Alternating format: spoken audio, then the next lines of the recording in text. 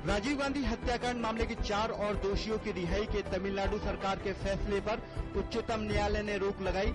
उच्चतम न्यायालय ने राज्य सरकार तथा चारों कैदियों को उनकी रिहाई के खिलाफ केंद्र सरकार की अपील पर नोटिस जारी किया।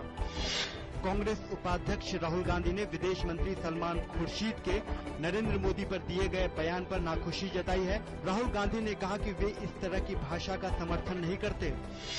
कांग्रेस नेता जगदम्बिका पाल के भारतीय जनता पार्टी में शामिल होने के सवाल पर भाजपा प्रवक्ता मुख्तार अब्बास नकवी ने कहा कि किसी नाम पर चर्चा करना अभी जल्दबाजी होगी।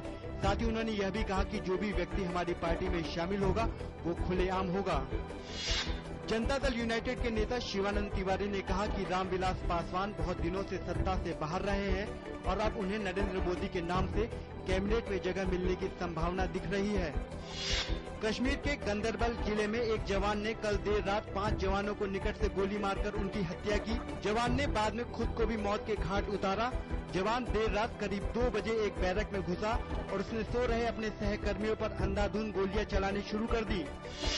मुंबई तट पर दुर्घटनाग्रस्त हुई INS सिंधु रत्न पनडुब्बी आज मुंबई डॉकयार्ड पहुंची। पनडुब्बी के कल सुबह दुर्घटनाग्रस्त हो जाने से उसमें सवार 7 नौसैनिक गंभीर रूप से घायल हो गए थे।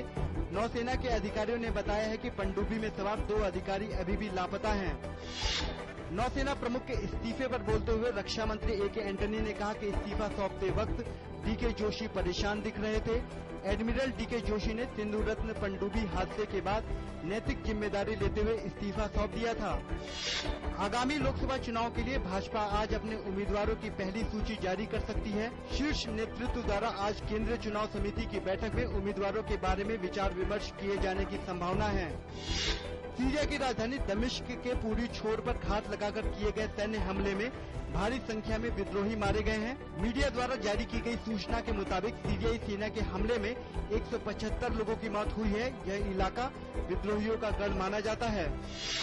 पाकिस्तान ने अपनी पहली आतंकवाद विरोधी रणनीति को सार्वजनिक करते हुए कहा है कि हर आतंकवादी हमले के बाद जवाबी कार्रवाई करते हुए आतंकियों के मुख्यालयों पर सैन्य हमला किया जाएगा।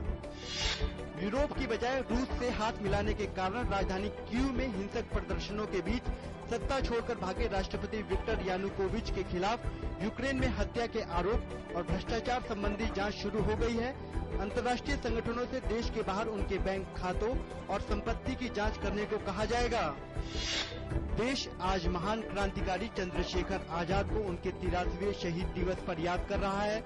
1931 में आज ही के दिन चंद्रशेखर आजाद ने इलाहाबाद के अल्फ्रेड पार्क में अंग्रेजों से लड़ते हुए खुद को गोली मारकर मातृभूमि के लिए प्राणों की आहुति दे दी थी।